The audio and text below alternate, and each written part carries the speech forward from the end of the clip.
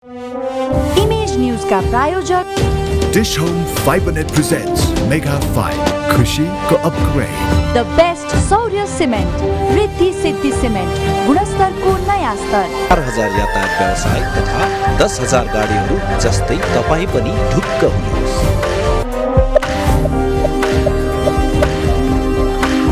Jagadamba super sign तथा ग्याल्बा plus जस्ता पाता जीवन भरको भरोसा र नयाँ जमानाको ग्लो एन्ड लभली।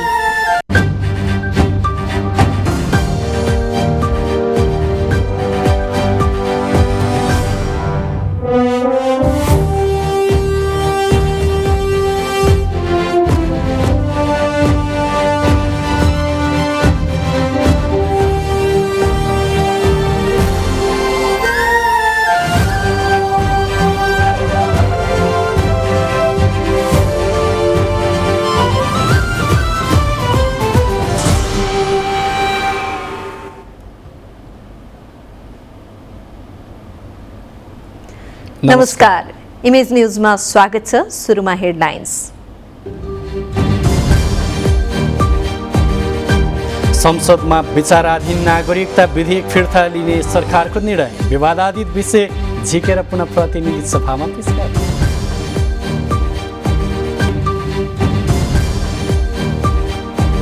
गठबन्धन सरकार भएकाले कुर्सीको समस्यालाई सामान्य रूपमा लिनुपर्ने प्रधानमन्त्री देउवाको भनाई।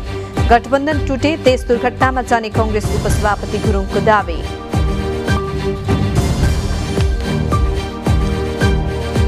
अर्थमन्त्रीमाथि उठेका प्रश्नबारे प्रचण्डले प्रधानमन्त्री देउवासँग छलफल गर्ने पार्टी पदाधिकारी सहित स्थायी समिति र पोलिट ब्युरो टुङ्ग्याउने जिम्मा अध्यक्षलाई।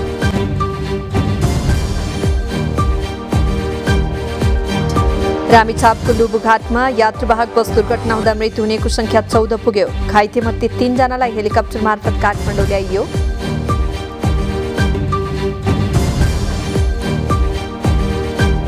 रुसले पश्चिमा देशसँग बदला लिन चाहे कच्चा तेलको मूल्य वृद्धिले पराकाष्ठा नाग्ने प्रति ब्यारेल $380 पुग्न सक्ने अमेरिकी वित्तीय संस्थाको चेतावनी। र भारत विरुद्धको अन्तिम टेस्ट खेलमा घरेलु टोली इङ्ल्यान्डको कीर्तिमानी जित। 5 खेलको टेस्ट श्रृङ्खला 2-2 को बराबरीमा।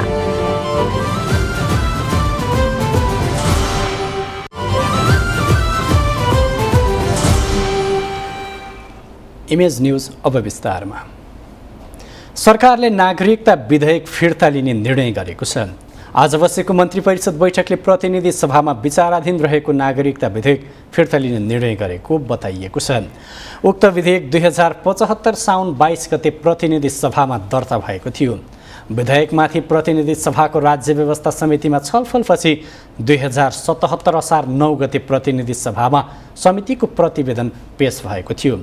संसदमा पेश भइसकेपछि मन्त्री परिषदले निर्णय गरेर मात्रै विधेयक फिर्ता लिन सक्ने व्यवस्था रहेको छ। एक मन्त्रीका अनुसार नागरिकता विधेयकमा रहेका विवादित विषय झिकेर फेरि प्रतिनिधि सभामा पेश गर्ने तयारी भएको छ। प्रतिनिधि सभामा पुगेको समितिको प्रतिवेदनमा नेपाली नागरिकसँग वैवाहिक सम्बन्ध कायम गरेकी विदेशी महिलाले नेपालको अङ्गीकृत नागरिकता लिन चाहेमा वैवाहिक सम्बन्ध कायम भई नेपालमा निरन्तर 7 वर्षसम्म स्थायी बसोबास गरेको हुनुपर्ने प्रावधान राखिएको छ। राज्य व्यवस्था समितिमा छलफलको क्रममा नेपाली कांग्रेसका सांसद र मधेस केन्द्रीय दलका सांसदहरूले यो प्रावधानको विरोध गरेका थिए। प्रधानमन्त्री शेरबहादुर देउवाले गठबन्धनको सरकार बनेपछि कुर्सीको समस्यालाई सामान्य रूपमा लिनुपर्ने बताउनु भएको छ। नेपाल ट्रेड युनियन कांग्रेसले गरेको कार्यक्रममा प्रधानमन्त्री देउवाले गठबन्धनमा भएका राजनीतिक समस्यालाई सामान्य रूपमा लिनुपर्ने बताउनुभयो। उहाँले एउटै पार्टीमा पनि समस्या हुने गरेको भन्दै गठबन्धनमा आएका कुर्सीका समस्या सामान्य रूपमा लिनुपर्ने बताउनुभयो। प्रधानमन्त्री देउवाले मोरङको विराटनगरमा रहेको भवनलाई स्वर्गीय नेता गिरिजाप्रसाद कोइरालाको नाममा सङ्ग्रहालय बनाउने कुरा स्वागत योग्य रहेको समेत बताउनुभयो। उहाँले सङ्ग्रहालय बनाउन सरकारले सहयोग गर्ने पनि प्रतिबद्धता व्यक्त गर्नुभयो।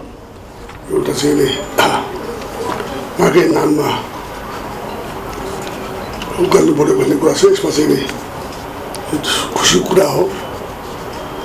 नेपालमा चाहिँ नि उहाँले आन्दोलन गरेको ठाउँमा एउटा उहाँकै स्मृतिमा एउटा भवन छ भने बनाउनु के आपत्तिको कुरा नयाँ बनाउनु पर्ने हो भने उहाँकै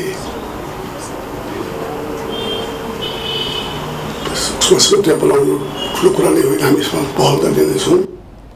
प्रधानमन्त्री देउवाले सधैँ जनताका लागि लडिरहने नेता गिरिजाप्रसाद कोइरालाको शालिग अनावरण गर्न पाउँदा खुसी लागेको बताउनुभयो। उहाँले स्वर्गीय नेता कोइरालाले दलहरूबीच सहकार्य र सहमति गरेर अघि बढ्नुपर्ने कुरा बारम्बार भनिरहने उल्लेख गर्दै आज पनि सहमति र सहकार्यको कुरा सान्दर्भिक रहेको बताउनुभयो।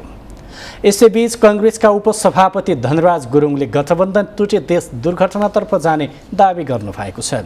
उहाँले गठबन्धन रूपी विमान आकाशमै रहेकाले सुरक्षित अवतरण नगरे दुर्घटनातर्फ जाने बताउनुभयो। आगामी मङ्सिरपछि मात्रै सम्भवतः गठबन्धन रूपी विमानले सुरक्षित अवतरण गर्ने उहाँको भनाइ छ। उहाँले संविधानको रक्षा गर्नका लागि गठबन्धन सरकार बनेको र बीच बाटोमा पुगेर दलहरूले एकअर्काप्रति आरोप प्रत्यारोप गर्नु नहुने बताउनुभयो। उपसभापति गुरुङले गठबन्धनमै दलहरूले कङ्ग्रेस इमान्दार भएन भनेर झगडा गर्दा संविधान नजोगिने दावी गर्नुभयो। उहाँको नेतृत्वमा हामी आन्दोलित भयौँ र फेरि पनि सहमति सहकार्य र एकता खोज्दै गयौँ। संविधान बचाउने पक्षहरू एक ठाउँमा उभियौँ, एउटा कित्तमा उभियौँ।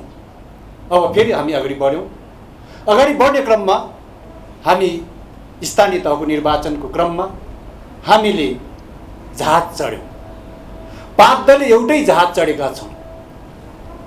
जहाज चढिसक्यौँ, जहाज उडिसकेको छ, जहाज आकाशमा छ, जहाज ल्यान्डिङ भएको छैन।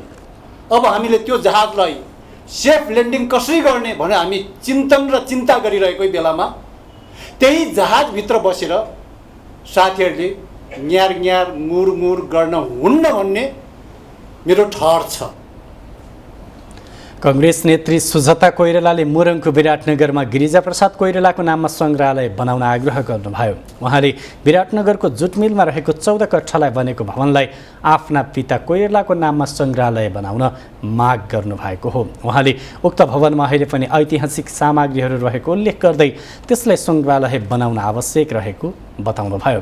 नेत्री कोइरालाले सङ्ग्रहालय बनाउन नसके नेपाली कङ्ग्रेसका लागि ठुलो इतिहास बन्ने दावी गर्नुभयो। जुट मिलमा एउटा बिल्डिङ छ, त्यो 14 कट्ठाको, त्यो बिल्डिङलाई चाहिँ नि एउटा म्युजियमको रूपमा बनाऊ। त्यहाँ यस्ता सामग्रीहरू छन् जुन आज कहीँ पनि त्यो सामग्रीहरू तपाईँले पाउनुहुन्न। विदेशबाट ल्याएको सामग्रीहरू त्यो बेलाको अहिलेसम्म त्यहाँ यथावत रहेको छ। त्यो हामीले म्युजियम बनायौँ भने यो नेपाली काङ्ग्रेसको एउटा ठुलो इतिहास बन्न सक्छ। नेत्री कोइरालाले नेपाली कङ्ग्रेसबाट प्रधानमन्त्री भइरहेको यो बेलामा सङ्ग्रहालय बनाउन सहज हुने र सरकारले सहयोग गर्नेमा आशावादी रहेको बताउनुभयो। प्रधानमन्त्री शेरबहादुर देउवाले नेपालको संस्कृति र सम्पदालाई अन्तर्राष्ट्रिय स्तरमा प्रचार प्रसार गरी पर्यटन प्रवर्धन गर्नुपर्ने बताउनु भएको छ। नेपाल सङ्गीत तथा नाट्य प्रज्ञा प्रतिष्ठानको 12औं प्राज्ञ सभालाई आज काठमाडौँमा सम्बोधन गर्दै प्रधानमन्त्री देउवाले देशको संस्कृति र सम्पदालाई अन्तर्राष्ट्रिय स्तरमा प्रचार प्रसार गर्नुपर्ने बताउनुभयो। उहाँले नेपाल सांस्कृतिक विविधताले सम्पन्न मुलुक भएको उल्लेख गर्दै सांस्कृतिक विविधता नेपालको अमूल्य सम्पदा भएको तर्क गर्नुभयो। सबै जात जाति तथा समुदायको भाषा संस्कृतिको विकास गरी नेपाललाई विभिन्न रङ्गित सङ्गे फुलहरूको सुन्दर फुलबारीको रूपमा विकास गर्न सरकार दृढ रहेको उहाँको भनाइ छ।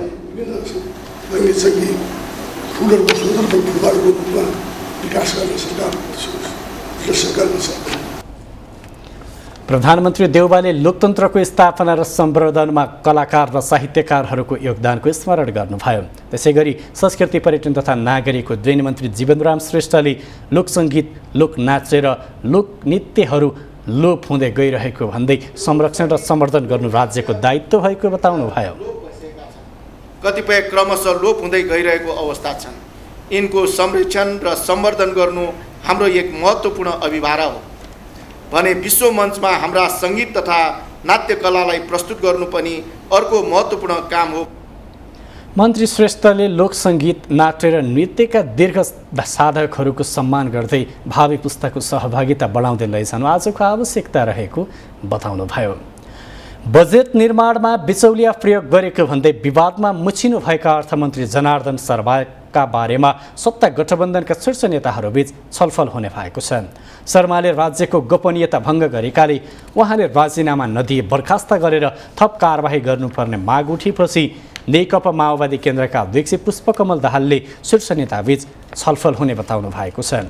माओवादी केन्द्रका नेताहरूको खुमलटारमा आज बिहान बसेको बैठकमा नेताहरूले अर्थमन्त्री शर्माको भूमिकालाई लिएर प्रश्न उठाएपछि उहाँले शीर्ष नेतृत्वबीच छलफल हुने बताउनुभयो। सत्ता गठबन्धनका मुख्य घटक काङ्ग्रेस र माओवादी केन्द्रभित्र समेत शर्माको भूमिकालाई लिएर व्यापक प्रश्न उठेको छ। यसैबीच माओवादी केन्द्रको पदाधिकारी सहित स्थायी समिति र पोलिट ब्युरो टुङ्गो लगाउन पार्टीले अध्यक्ष दाहाललाई जिम्मा दिएको छ। दाहाल निवास खुमलटारमा बसेको पूर्व स्थायी समिति सदस्यको बैठकले पदाधिकारी सहित स्थायी समिति र पोलिट ब्युरो टुङ्गो लगाउन अध्यक्षलाई अख्तियार दिएको हो। माओवादी विधानमा अध्यक्ष सहित 15 जना पदाधिकारी हुने व्यवस्था गरिएको छ, जसमा वरिष्ठ उपाध्यक्ष 1 जना महासचिव र 1 जना कोषाध्यक्ष हुनेछन्। अरू उपाध्यक्ष, उपमहासचिव र सचिव पदमा 11 जना समेटिने भएका छन्। अरू पदमा समेट्न अध्यक्ष दाहाललाई खासै समस्या नभए पनि महासचिव पदमा भने गाह्रो देखिएको छ। महासचिव पदमा जनार्दन शर्मा र वर्षमान पुनले दावी गरेका छन्। शर्मा र पुन दुवैसँग परामर्श गरेर अध्यक्ष दाहालले पदाधिकारीलाई पूर्णता दिने नेताहरूले बताएका छन्।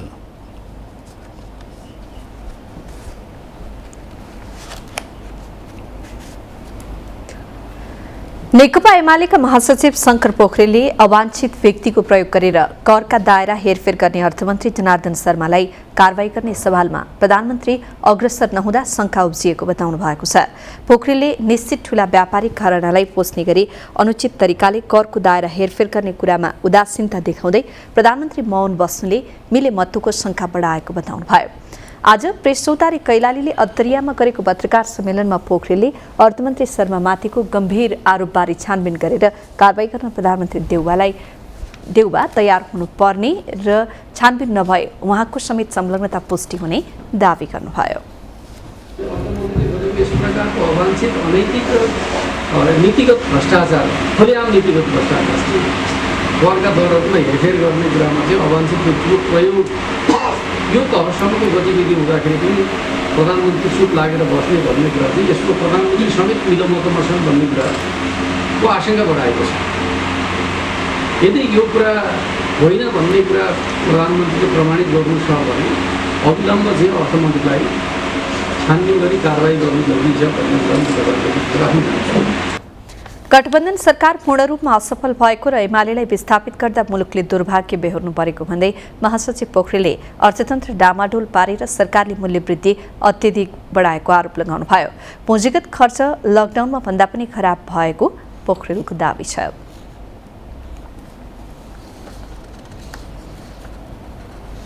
रामेछापबाट काठमाडौँ आउँदै गरेको बस दुर्घटनामा ज्यान गुमाउनेको संख्या 14 पुगेको छ। जिल्ला प्रहरी कार्यालय रामेछापका अनुसार 4 जनाको उपचारका क्रममा काभ्रेको धुलीखेल अस्पतालमा मृत्यु भएको छ। रामेछापको सुनापति गाउँपालिका 5 सिमानामा बा 3 ख 8396 नम्बरको बस आज बिहान दुर्घटना हुँदा 9 जनाको घटनास्थलमै मृत्यु भएको थियो। घाइतेमध्ये 24 जनालाई धुलीखेल अस्पताल पठाइएकोमा 4 जनाको उपचारका क्रममा मृत्यु भएको हो। जिल्ला प्रहरी कार्यालय रामेछापका प्रहरी नायब उपरीक्षक राजकुमार थिङले 12 जनाको शनाखत भइसकेको जानकारी दिनुभयो। ज्यान गुमाउनेमा रामेछाप सुनापति गाउँपालिका 5 बस्ने 60 वर्षीय ठुला तामाङ, 36 वर्षीय खड्गबहादुर विक, वडा नम्बर 4 बस्ने 26 वर्षीय समरिता तामाङ, काभ्रे रोसी गाउँपालिका 4 का 25 वर्षीय कमल तामाङ, पाँचखाल नगरपालिकाका 18 वर्षीय सुदीप गजमेर, सुनापति 5 की 22 वर्षीय विपना तामाङ र मण्डन देवपुर नगरपालिका 9 की 60 वर्षीय शुभलक्ष्मी मानन्धर छन्। यस्तै सुनापति 5 के 36 वर्षीय सन्जु आलिमगर, 35 वर्षीय रामबहादुर श्रेष्ठ, 25 वर्षीय बुद्ध तामाङ, 60 वर्षीय निमा तामाङ रहेका छन्।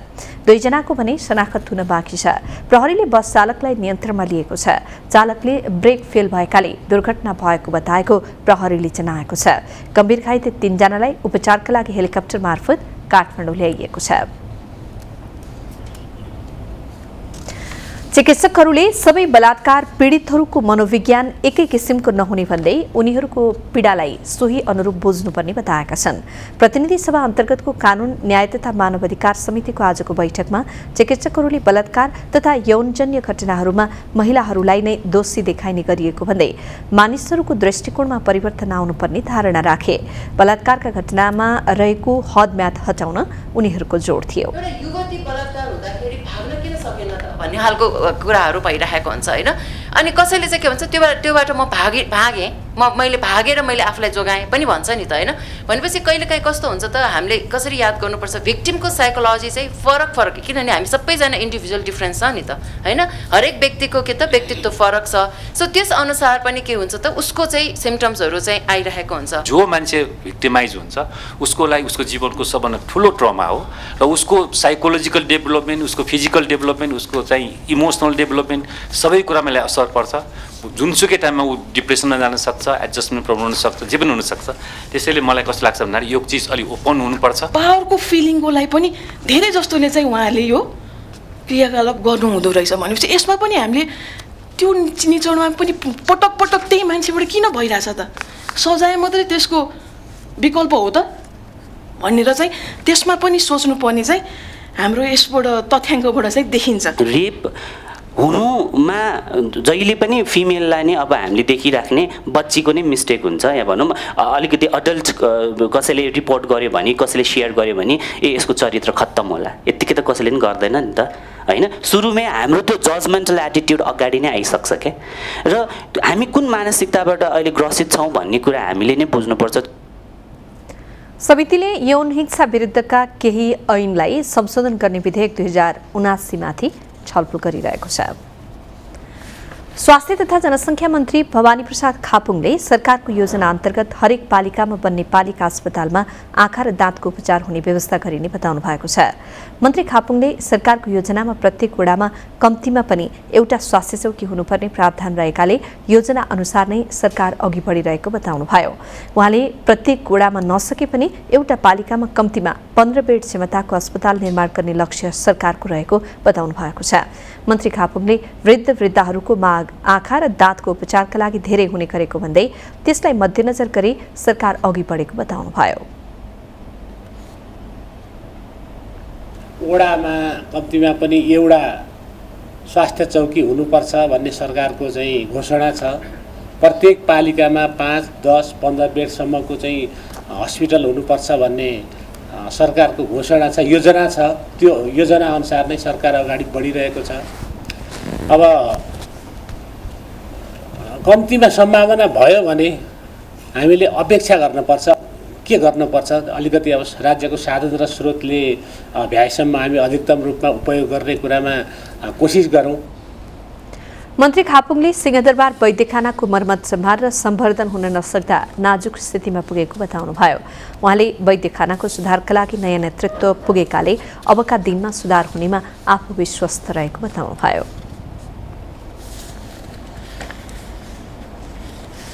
नेपाली कांग्रेसले निर्वाचन आयोगद्वारा प्रस्तावित निर्वाचन सम्बन्धी विधेयकको बारेमा छलफल सुरु गरेको छ। आज दिउँसो पार्टी केन्द्रीय कार्यालय सानेपामा बसेको पार्टी पदाधिकारी बैठकमा सो विधेयकबारे छलफल सुरु भएको हो।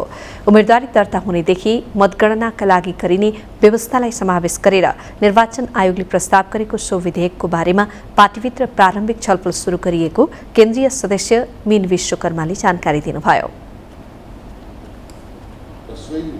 पार्टीको तर्फबाट प्रारम्भिक छलफल गरेको भन्नेको चाहिँ दफावार रूपमा हामी कुनै पनि विषयमा जस्तो उम्मेदवारी मनोनयन पत्र दर्ताका सवालमा कसरी जाने के फरक छ, उम्मेदवारको योग्यता अयोग्यताका बारेमा, मतगणनाका बारेमा, मतपत्र सदरबदरका बारेमा, मतदान स्थल र मतदान केन्द्रका बारेमा यस्ता विषयहरू प्राविधिक र केही सैद्धान्तिक र केही राजनैतिक विषयहरू पनि छन्। तिनै विषयमा पार्टीको एउटा सानो पदाधिकारी समूहमा छलफल गर्यो।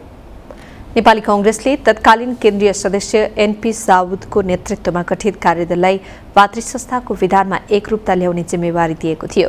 त्यसैलाई केन्द्रीय समितिबाट पारित गराउनु पर्ने भएकाले छलफल गरिएको विश्वकर्माले जानकारी दिनुभयो। संघीय मामिला तथा सामान्य प्रशासन मन्त्री राजेन्द्र प्रसाद श्रेष्ठले निजामती कर्मचारीलाई नयाँ वातावरण दिने काम भइरहेको बताउनु भएको छ। आज मन्त्रालयले आयोजना गरेको कर्मचारीको नयाँ सोच प्रस्तुतिका लागि प्रतिभा डबली अन्तिम चरणको छनौट कार्यक्रममा उहाँले कर्मचारीलाई काम गर्न नयाँ वातावरण बनाउने बताउनु भएको हो। उहाँले सरकारी सेवामा कार्यरत कर्मचारीहरू बीचमा प्रतिभाको प्रतिस्पर्धाले आगामी दिनमा अध्ययन र अनुसन्धानको पाटोलाई थप सुदृढ गर्ने विश्वास व्यक्त गर्नुभयो। सिप र क्षमतालाई प्रतियोगिताको माध्यमबाट अघि सार्दा कर्मचारीहरूमा काम गर्ने क्षमता बढ्ने अपेक्षा राखेको मन्त्री श्रेष्ठको भनाइ थियो। कर्मचारीहरूको बीचमा एक किसिमको एउटा ट्यालेन्ट वार जस्तै यो हो। आफ्नो खुबी, आफ्नो क्षमता, त्यसलाई चाहिँ यसरी प्रतियोगिताको माध्यमबाट अगाडि सार्दा अझ उहाँहरूमा भविष्यमा राम्रो काम गर्ने, अध्ययन अनुसन्धान गर्ने र निजामती सेवामा मात्रै होइन यसको प्रभाव अन्यत्र पनि यसले विकास गर्दै विस्तार गर्दै लान्छ नै। सरकारका मुख्य सचिव शंकरदास बैरागीले कार्यक्रमले कर्मचारीमा रहेको पुरातनवादी सोचको आरोपलाई चिर्ने विश्वास लिएको बताउनुभयो। कर्मचारीहरूमा कुनै नयाँ योजना नै छैनन् भन्ने भ्रम रहेकाले त्यसलाई मेट्न आवश्यक रहेको मुख्य सचिव बैरागीको भनाइ थियो।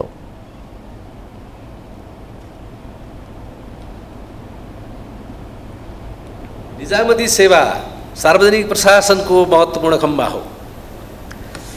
बजारमा यसले एउटा अनौठो प्रभाव पार्नेछ, एउटा नयाँ तरङ्ग सिर्जना गर्नेछ कि प्रतिभाहरूलाई यो सेवामा पनि उचित स्थान दिइँदो रहेछ भनेर। भोलि हामीले बजारबाट बेस्ट ब्रेन्डलाई ट्याप गर्नको लागि यसले सहज वातावरण सिर्जना गर्न सक्नेछ।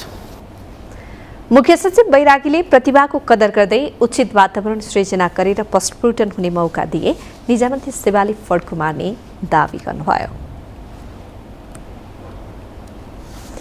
इमेज न्यूजमा अब पालो ब्रेकको, त्यसअघि बाँकी हेडलाइन्स। काठमाडौँ उपत्यकाको सुरक्षाको जिम्मा सङ्घीय प्रहरीलाई दिने सरकारको तयारी, प्रदेश सरकारको अधिकार कटौती हुने भन्दै माओवादी केन्द्रको आपत्ति।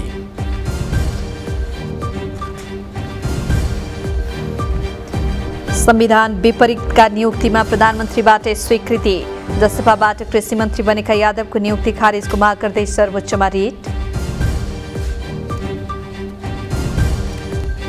र कोभिड प्रभावित उद्योगलाई दिइएको सहुलियत जारी राख्न निजी क्षेत्रको माग, उत्पादनमूलक उद्योगलाई अलग गरेर जोखिम भार कम गर्न बैंकर सङ्घको सुझाव।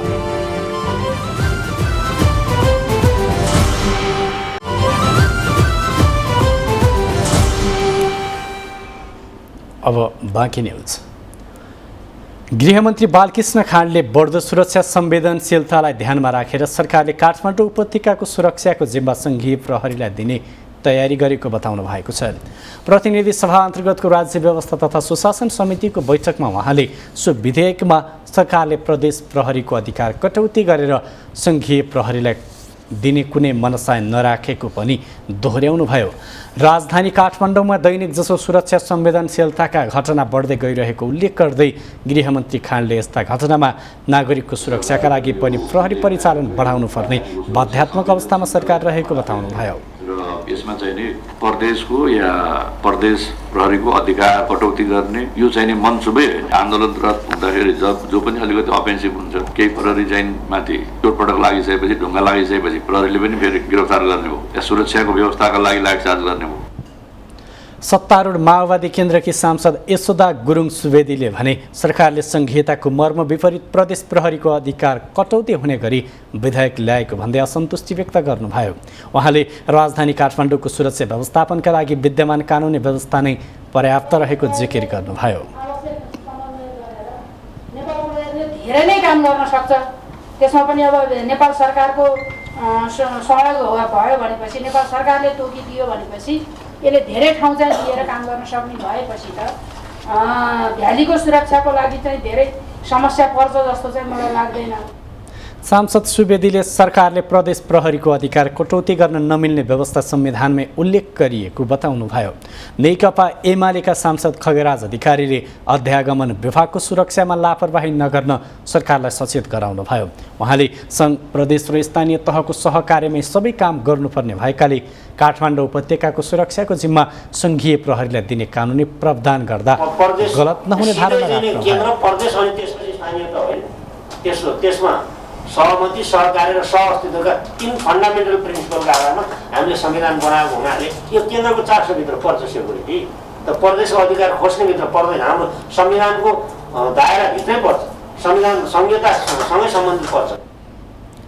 सांसद अधिकारीले बदलिदो अन्तर्राष्ट्रिय परिवेशसँगै राजधानी काठमाडौँको सुरक्षा संवेदनशीलता बढ्दै गएको पनि उल्लेख गर्नुभयो। कृषि मन्त्री मृगेन्द्र कुमार सिंह यादवको नियुक्ति खारेज गर्न माग गर्दै सर्वोच्च अदालतमा रिट परेको छ।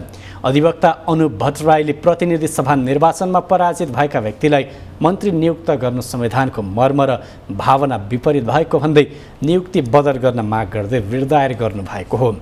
रिट निवेदनमा यादवलाई मन्त्री नियुक्ति गर्दा प्रयोग गरिएको संविधानको धाराले निजलाई मन्त्री हुनबाट रोक लगाएको उल्लेख गर्दै संवैधानिक व्यवस्था विपरीत मन्त्री नियुक्ति गरिएकाले मन्त्री पदबाट बर्खास्त गर्न परमादेश माग गरिएको छ। यस्तै रिट निवेदकको अन्तिम टुङ्गो नलागेसम्म सिंहलाई मन्त्री पदमा रही कुनै पनि काम नगराउन अन्तरिम आदेश पनि माग गरिएको छ।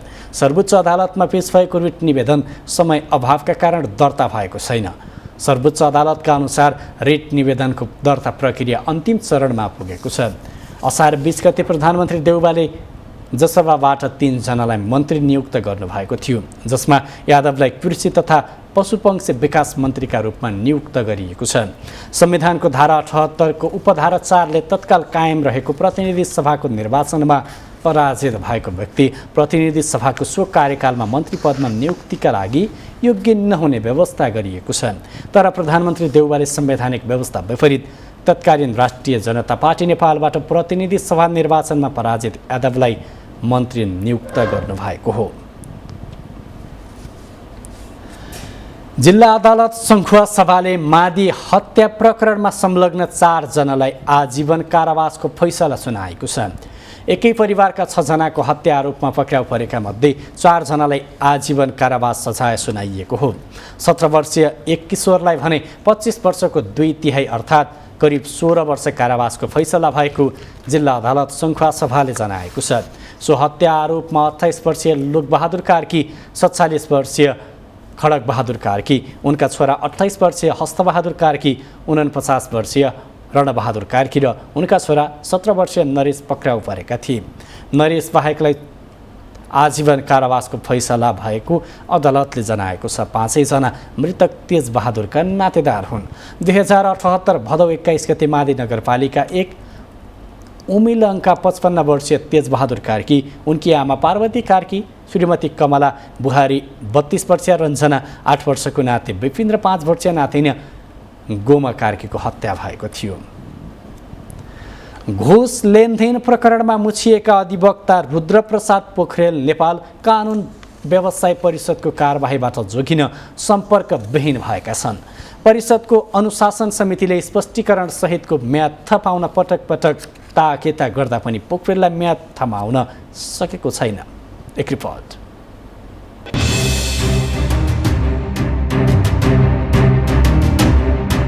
ठगी आरोप लागेका व्यवसायी इच्छाराज तामाङलाई थरौटीमा रिहा गर्न 10 करोड रुपैयाँको लेनदेन बारे काठमाडौँ जिल्ला अदालतका न्यायाधीश राजकुमार कोइराला र अधिवक्ता रुद्र पोखरेल बीचको अडियो सार्वजनिक भएपछि न्याय परिषदले न्यायाधीश कोइरालामाथि छानबिन गरिरहेको छ।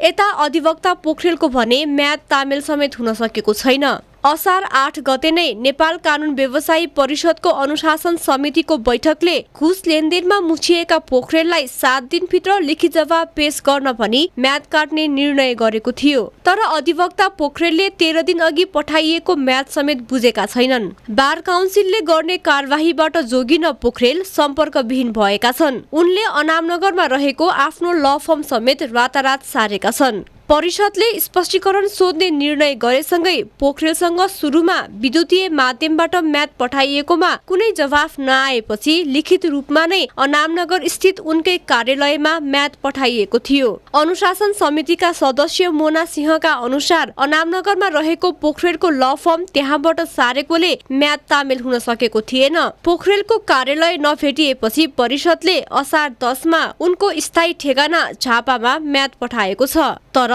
म्याद पठाएको 11 दिन बितिसक्दा पनि म्याद बुझेको पत्र परिषदमा आएको छैन। अनुशासन समिति कार्यव्यवस्था नियमावली 2058 को नियम 6 मा म्याद सूचना तामेली सम्बन्धी व्यवस्था गरिएको छ। उक्त नियममा म्याद रितपूर्वक तामेल हुन जुन व्यक्तिका नाममा म्याद छ उसैलाई वा एक घरका सदस्यले बुझेको वा हुलाकद्वारा रजिस्ट्री गरी उक्त व्यक्तिको घर वा कार्यालय वा पोस्ट बक्समा बुझाएको हुनुपर्ने उल्लेख छ। साथै सम्बद्ध कानुन व्यवसायी कार्यरत बार इकाइमा पठाउनु पर्ने व्यवस्था छ। तर छापामा पठाएको म्याद अहिलेसम्म नबुझेकाले परिषदलाई पत्र नबुझे वा फिर्ता आए थप कानुनी कारबाही गर्ने बाटो भने खुल्नेछ।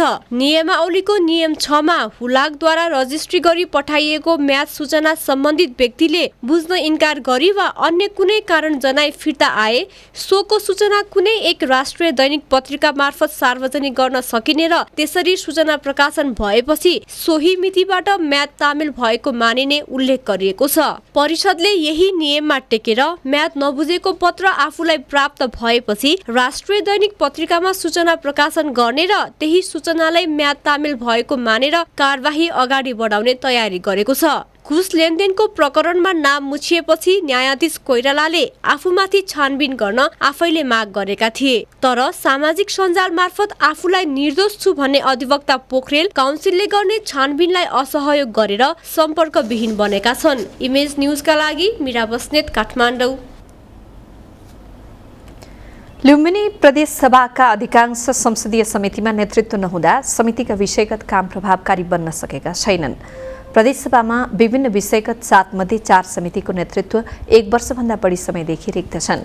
समितिका केही सभापति तथा सदस्य सरकारका मन्त्री बनेका र केही सभापति प्रदेशसभा सदस्यबाट पदमुक्त भएकाले ती समिति नेतृत्वविहीन भएका हुन्। प्रदेशसभामा सार्वजनिक लेखा समिति, सामाजिक विकास समिति, कृषि, वन तथा वातावरण समिति र अर्थ, उद्योग तथा पर्यटन समिति नेतृत्वविहीन भएका छन्। नेकपा विभाजनपछि अर्थ, उद्योग, पर्यटन समितिका सभापति दधिराम नेउपाने माओवादी केन्द्र छोडेर नेकपा एमालेमा समाहित हुनुभयो। प्रदेशसभा सदस्यबाट पदमुक्त गर्ने नेकपा माओवादी केन्द्रको निर्णयपछि उहाँ पदमुक्त भएकाले समिति 1.5 वर्षदेखि नेतृत्वविहीन छ। संसदीय समितिमध्ये अत्यन्तै महत्त्वपूर्ण मानिने सार्वजनिक लेखा समिति झण्डै 1 वर्षदेखि नेतृत्वविहीन भएको छ। समितिका तत्कालीन सभापति डिल्ली बहादुर चौधरी गत वर्ष साउन 28 गते प्रदेश सरकारको पर्यटन, ग्रामीण तथा शहरी विकास मन्त्री बनेपछि उक्त समिति नेतृत्वविहीन भएको हो। यस्तै सार्वजनिक लेखा समितिकै अर्का सदस्य तिलक राम शर्मा र बसिउद्दिन खान प्रदेश सरकारका मन्त्री नियुक्त हुनुभएपछि उक्त समितिको बैठक नै बस्न सकेको छैन। शर्मा आन्तरिक मामिला तथा सञ्चार मन्त्री र खान शिक्षा, विज्ञान, युवा तथा खेलकुद मन्त्री हुनुभयो। सार्वजनिक लेखा समितिको सभापति विपक्षी दलबाट हुने प्रावधान छ। लुम्बिनी प्रदेशमा हाल नेकपा एमाले प्रमुख प्रतिपक्षी दलको रूपमा रहेको छ। यस्तै कृषि, वन, वातावरण समितिका सभापति विजय बहादुर यादव पार्टीको निर्णय विपरीत तत्कालीन मुख्यमन्त्री शंकर पोखरेल नेतृत्वको सरकारमा सहभागी भएपछि जनता समाजवादी पार्टीले कारबाही गरेकाले उहाँ प्रदेशसभा सदस्यबाट पदमुक्त हुनुभएको छ। यो समिति समेत 1 वर्षभन्दा बढी समयदेखि नेतृत्वविहीन छ। यसै समितिका सदस्य रमा घरती कानुन, महिला, बालबालिका तथा ज्येष्ठ नागरिक मन्त्री भएपछि समितिले पूर्णता समेत पाउन सकेको छैन। सामाजिक विकास समितिका सभापति दृग नारायण पाण्डे प्रदेशसभा सदस्य पदबाट राजीनामा दिएर राष्ट्रिय सभामा उम्मेद्वार बनेपछि यस समितिको सभापति पनि 10 महिनादेखि नेतृत्वविहीन छ। बाजुराको बुढीगंगा नगरपालिकामा असार 23 गते हुने स्थानीय तहको निर्वाचनका लागि 95 जना कर्मचारी खटिएका छन्। 10 वटा मतदान स्थल र 19 वटा मतदान केन्द्रमा मतदान अधिकृत र सहायक मतदान अधिकृत लगायत 95 जना कर्मचारी खटाइएको जिल्ला निर्वाचन कार्यालय बाजुराले जनाएको छ। बुढीगंगामा नगरपालिकाका 12,659 मतदाता छन्। निर्वाचनका लागि सोमबारबाट मतदान केन्द्रमा कर्मचारी खटाउन सुरु भएको मुख्य निर्वाचन अधिकृतको कार्यालय बाजुराले जनाएको छ। यस्तै बुढीगङ्गा नगरपालिकामा रहेका 10वटा मतदान स्थलमा नेपाल प्रहरी, सशस्त्र प्रहरी, नेपाली सेना र राष्ट्रिय अनुसन्धानकारी एउटा स्थलमा करिब 200 बढी सुरक्षाकर्मी परिचालन हुने भएका छन्। मतदान स्थलको सुरक्षा नेतृत्व नेपाल प्रहरी, सशस्त्र प्रहरीका अधिकृतले गर्ने भएका छन्।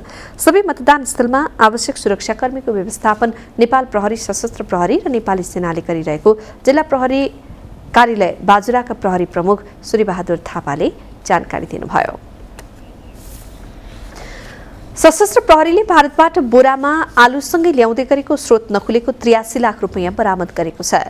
धनुषाको जनक नन्दनी गाउँपालिका 1 इनरुवामा भारतबाट मोटरसाइकलमा राखेर ल्याउँदै गरेको बोरामा 83,64,500 रुपैयाँ बरामद गरेको सशस्त्र प्रहरी निरीक्षक शम्भु कटुवालले जानकारी दिनुभयो। 5007 नम्बरको मोटरसाइकलमा बोरामा स्रोत नखुलेको रकम ल्याउने जनक नन्दनी गाउँपालिका 5 का राजेश मण्डल र 36 का ईश्वर मण्डललाई प्रहरीले पक्राउ गरेको छ। पछिल्लो 24 घण्टामा नेपालमा 90 जनामा कोरोना संक्रमण पुष्टि भएको छ। स्वास्थ्य तथा जनसङ्ख्या मन्त्रालयका अनुसार 3112 जनाको परीक्षण गर्दा 90 जनामा संक्रमण पुष्टि भएको हो। यो सँगै सक्रिय संक्रमितको संख्या 401 पुगेको छ। मन्त्रालयका अनुसार सो अवधिमा 20 जना कोरोना संक्रमण मुक्त भएका छन्।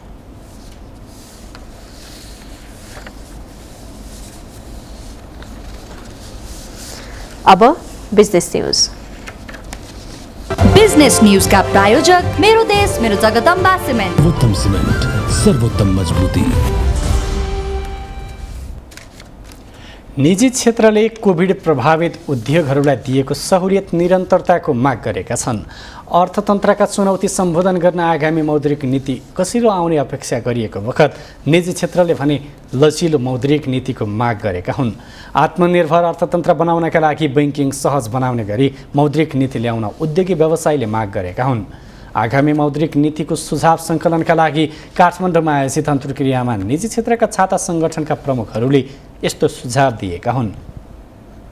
नेपाल उद्योग वाणिज्य महासङ्घका वरिष्ठ उपाध्यक्ष चन्द्रप्रसाद ढकालले बैंकिङ प्रणालीमा तरलता सहज बनाउने मौद्रिक नीति आउनुपर्ने बताउनुभयो। उहाँले बैंकहरूलाई सेडिभ रेसियो असार मसान्तसम्म 90% भन्दा तल ल्याउनुपर्ने दबावलाई मौद्रिक नीति मार्फत सहज बनाउनु पर्ने माग गर्नुभयो। ढकालले कोभिड प्रभावित उद्योगहरूलाई दिएको सहुलियत यो वर्ष पनि निरन्तर दिनुपर्ने बताउनुभयो। क्राइसिसको कारणबाट धेरै उद्योग व्यवसायहरू चाहिँ लसमा गएको चाहिँ अवस्था चाहिँ छ। त्यसलाई जस्तो 3 वर्षको चाहिँ यो लसको कारणबाट जस्तो यो चाहिँ ब्याङ्कहरूलाई पनि प्रेसर छ, जुन एउटा चाहिँ लस ब्यालेन्स सिटमा चाहिँ फाइनेन्स गर्ने प्रोभिजनको चाहिँ कुराहरू चाहिँ छ भने यो अगाडि बढाउनको लागि यसलाई पनि कतै यसलाई चाहिँ जस्तो एउटा भनौँ न यो कोभिडको पिरियडलाई भन्नाले यसलाई चाहिँ छाडेर अथवा भन्नाले यसलाई यो बाहेकको सर्टेन चाहिँ एउटा चाहिँ दिनुपर्छ कि भन्ने पनि मलाई चाहिँ लाग्छ। त्यस्तै नेपाल उद्योग परिसङ्घका अध्यक्ष विष्णुकुमार अग्रवालले अर्थतन्त्रमा देखिएको समस्याका कारण 15देखि 60% उद्योगको लगानीमा सङ्कुचन आएकाले मौद्रिक नीतिले आत्मनिर्भर अर्थतन्त्र बनाउनका लागि उत्पादनमूलक उद्योगमा लगानी गर्ने वातावरण सहज बनाउनु पर्ने माग गर्नुभयो। अध्यक्ष अग्रवालले पेट्रोलियम पदार्थ र बजारमा भएको अत्याधिक मूल्य वृद्धि नियन्त्रण गरिनुपर्नेमा जोड दिनुभयो। कमोडिटीमा जुन मूल्य वृद्धि भएको छ त्यो कारणले गर्दा यो सबै प्रब्लम्सहरू आज हामीहरूले फेस गर्नु परिराखेको छ। तर यो प्रब्लमलाई हुँदा हुँदै पनि एउटा त के छ कि यो समस्यालाई हामीले एउटा तरिकाले अवसरको तरिकामा पनि लिन सक्ने हामीहरूमा क्षमता हुनुपर्छ। अवसर कुन तरिकाले कि हामीले रिफर्म्सहरू लाउन सक्छौँ, हामीहरूलाई आफ्नो इकोनोमीलाई बलियो बनाउन सक्छौँ। नेपाल चेम्बर अफ कमर्सका अध्यक्ष राजेन्द्र मल्लले मुलुकमा उत्पादन हुने वस्तुको आयात नियन्त्रण गर्ने नीति आवश्यक रहेको बताउनुभयो। अध्यक्ष मल्लले बैंकहरूमा ब्याज बढ्ने किसिमको मौद्रिक नीति आउन नहुनेमा जोड दिनुभयो। उहाँले गत वर्ष सेयर धितो कर्जमा लगाएको 4.12 को सीमा खारेज गर्नुपर्ने बताउनुभयो। जुन 4.12 को सीमा यो टोटली हट्नु पर्यो, अन्यथा यसलाई केही व्यवस्थित गर्नु पर्यो र चाहिँ यो चाहिँ गर्दाखेरि मान्छेलाई कुनै पनि एउटा मौद्रिक नीतिले 3 महिना 6 महिना साइन्टिफिक रूपमा ल्याउँछ, स्वागत योग्य छ। तर कतिपय कुरा चाहिँ सम्पूर्ण नेपालीको घरबार नै पलायन हुने गरी सुरुमा चाहिँ फेसिलिटी दिने, पछि लिएर चाहिँ त्यो टाइट गर्यो भनेदेखि मान्छे निसासिएर नै खत्तम हुन्छ। नेपाल घरेलु तथा साना उद्योग महासङ्घका अध्यक्ष उमेश प्रसाद सिंहले घरेलु तथा साना उद्योगलाई उद्योगको क्षमता हेरेर बैङ्कको ब्याज दर छुट्टै बनाउनु पर्ने बताउनु। हामी त आफै पनि उद्योगी हौँ, आफै पनि लेबर हौँ। हामी आफै लेबर भएको हुनाले हामीले आफैले उत्पादन गरेनौँ भने हामी भुकमरी मर्छौँ। हाम्रा साथीहरू, हाम्रा देशका नागरिक भुकमरी मर्छ। त्यसले गर्दाखेरि 2 वर्षको कोभिडको पिरियडमा पनि हामीले पुर्याएका योगदानलाई कतै न कतै कदर गर्नुपर्ने मलाई लाग्छ। हामीले के खोजेको छ भने इन्ट्रेस्ट रेट हाम्रो फरक हुनुपर्छ। अध्यक्ष सिंहले घरेलु तथा साना उद्योगले प्रोजेक्ट ढितो राखेर कर्जा लिन पाउनुपर्ने पनि बताउनुभयो।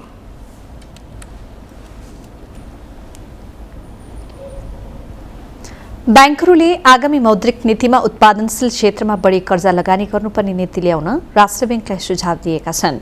नेपाल ब्याङ्कर्स सङ्घका अध्यक्ष अनिल उपाध्यायले कृषि क्षेत्रमा लगानी बढाएर उत्पादनलाई वृद्धि गर्न सके मात्रै अर्थतन्त्रमा सुधार आउने बताउनुभयो। सेकेन्डरी मार्केटसँग पनि हामीले जोड्न सक्यो भने क्यापिटल मार्केटमा पनि हामी अलिकति त्यतातिर इन्जेक्ट गऱ्यो भने केही खेल्न सकिन्छ कि। र रेमिटेन्सको ब्याङ्किङ च्यानलाइजबाट अझ पनि हामी टाढा छौँ। यसलाई चाहिँ अझ कसिलो रूपमा हामीले काम गऱ्यो भने यो रिसोर्स म्यानेजमेन्टमा हामीले बाहिरबाट आउने बोरिङ इसिबीका कुराहरूमा पनि अझ केही सजिलो बनाउन सकिन्छ कि। अध्यक्ष उपाध्यायले उत्पादनमूलक र अनुत्पादनमूलक क्षेत्र छुट्याएर जोखिम भार फरक गर्नुपर्ने पनि बताउनुभयो। उहाँले ब्याङ्कहरूमा लागू भएको बेस रेट व्यावहारिक नभएको भन्दै मौद्रिक नीति मार्फत सुधार गर्न पनि सुझाव दिनुभयो। यस्तै नेपाल डेभलपमेन्ट ब्याङ्कर्स एसोसिएसनका अध्यक्ष प्रद्युम्न पोखरेलले उत्पादनमुखी उद्योग र कृषि उत्पादन तथा प्रशोधन उद्योगमा दिने कर्जाको जोखिम भार मौद्रिक नीति मार्फत घटाउनुपर्ने बताउनुभयो। उहाँले मौद्रिक नीति मार्फत विकास ब्याङ्कहरूलाई पनि सरकारी कारोबार गर्न दिनुपर्ने माग गर्नुभएको छ।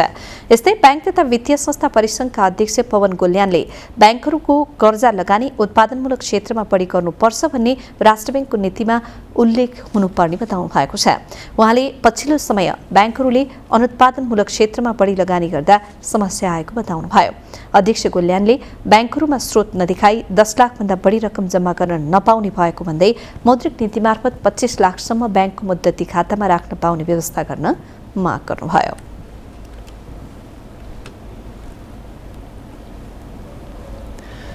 7 दिन जसो उच्च अङ्कले सुधारिएर हिजो सामान्य अङ्कको करेक्सन आएको सेयर बजारमा आज उच्च अङ्कको गिरावट आयो।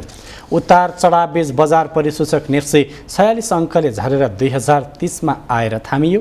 कारोबार हिजोको तुलनामा घटे पनि 3 अर्ब नजिक रह्यो। सबै समूह रातामै रहँदा दुवै बीमा समूहमा 200 अङ्कमाथिको गिरावट आयो। उत्पादनमूलक लघुवित्त र विकास बैङ्क समूह पनि 100 अङ्क बढीले झरे। बाँकी पनि अधिकांश समूह दोहोरो अङ्कले ओह्रालो लागे। यस दिन नेपाल स्टक एक्सचेन्जमा 229 कम्पनीको 86 लाख किता बढी सेयर 2 अर्ब 97 करोड बराबरमा किनबेच भएको एक्सचेन्जले जनाएको छ। यस दिन 175 कम्पनीको सेयर मूल्य ओह्रालो लाग्दा जम्मा 17 कम्पनीको मूल्य बढेको पनि नेप्सेले जनाएको छ। घटेको बजारमा पनि सिवाइसी लघुवित्त, न्याङदे ग्रुप पावर र आँधीगोला लघुवित्तका लगानीकर्ताले भने धेरै कमाए। बिजनेस न्यूज का प्रायोजक मेरो देश मेरो जगदम्बा सिमेन्ट। सर्वोत्तम सिमेन्ट, सर्वोत्तम मजबुती। इमेज न्यूजमा फेरि पालो ब्रेकको, त्यसअघि बाँकी हेडलाइन्स।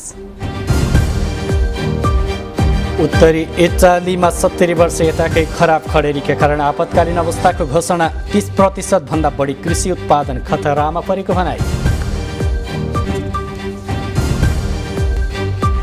र क्यानाडा भ्रमणमा रहेको नेपाली क्रिकेट टिमले आज घरेलु टोलीसँग खेल्दै खेल राति 9:45 बजे सुरु हुने।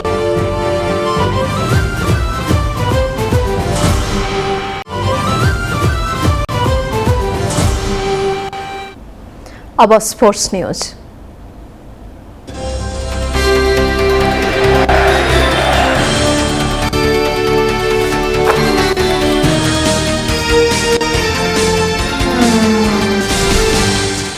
क्यानाडा भ्रमणमा रहेको नेपाली राष्ट्रिय क्रिकेट टोलीले आज घरेलु टोलीसँग प्रतिस्पर्धा गर्दैछ। पहिलो एक दिवसीय अन्तर्गत नेपालले आज क्यानाडासँग राति पाउने 10 बजे प्रतिस्पर्धा गर्न लागेको हो। नेपाल र क्यानाडा पहिलो खेलमा जित निकाल्दै सिरिजमा सुखद सुरुवात गर्न चाहन्छन्। स्कटल्यान्डमा आयोजना हुने एक दिवसीय श्रृङ्खलाको तयारीका लागि सन्दीप लामिछानेको कप्तानीमा रहेको नेपाली टोलीले एक हप्ता अघिबाट क्यानाडामा अभ्यास गरिरहेको छ। यसअघि नेपाली टोलीले स्थानीय ओन्टारियो क्लबसँग 2 अभ्यास खेल खेलेको थियो। दुवै खेल नेपालले जितेको थियो। क्यानाडाको राष्ट्रिय टिमसँग आज र भोलि बुधबार 2 एक दिवसीय अभ्यास खेल्नेछ। त्यसअघि क्यानाडाबाट नै नेपाली टोली स्कटल्यान्डमा हुने आइसिसी पुरुष विश्वकप लिग 2 को लागि प्रस्थान गर्नेछ। स्कटल्यान्डमा नेपालले समूहमा बलियो मानिएका 2 टिम आयोजक स्कटल्यान्ड र नाम्बिबियासँग प्रतिस्पर्धा गर्नेछ।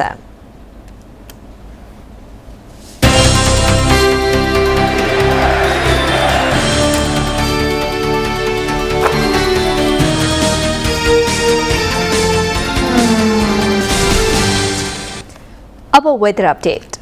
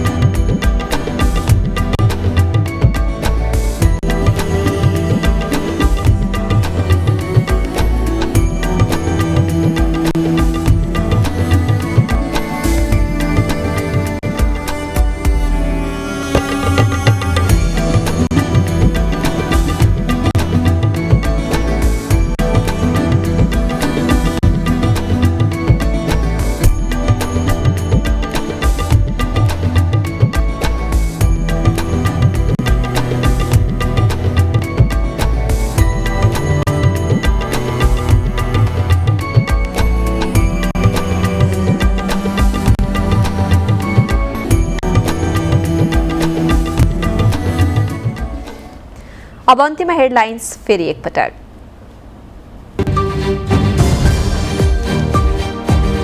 संसदमा विचाराधीन नागरिकता विधेयक फिर्ता लिने सरकारको निर्णय विवादातीत विषय झिकेर पुनः प्रतिनिधि सभामा पेश गरिने।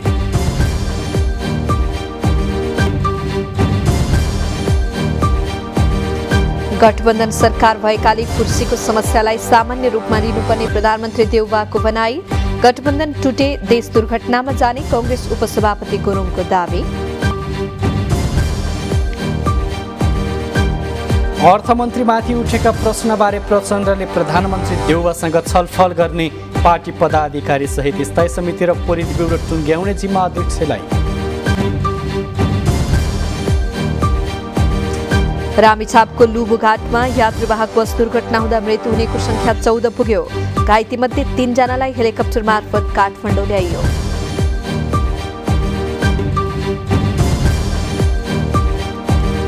रुसले पश्चिमा देशसँग बदला लिन चाहे कच्चा तेलको मूल्य वृद्धिले पराकाष्ठ नाग्ने, प्रति ब्यारेल $380 पुग्न सक्ने अमेरिकी वित्तीय संस्थाको चेतावनी।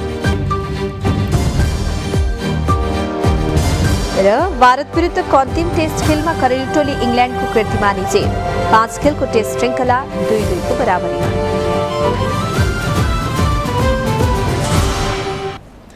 इमेज न्यूज सकियो। तपाईँ हामीलाई imagekhabar.com हेर्न, पढ्न र सुन्न सक्नुहुनेछ। इमेज च्यानल हेर्दै गर्नुहोला। नमस्ते।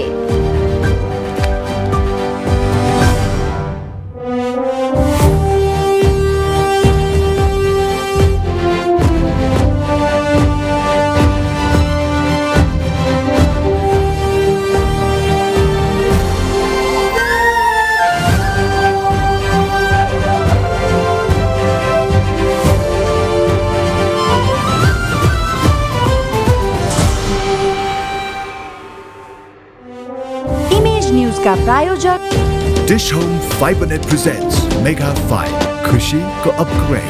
द बेस्ट सौर्य सिमेन्ट, रिद्धि सिद्धि सिमेन्ट, गुणस्तरको नयाँ स्तर। 4000 यातायात व्यवसाय तथा 10,000 गाडीहरू जस्तै तपाईँ पनि ढुक्क हुनुहोस्।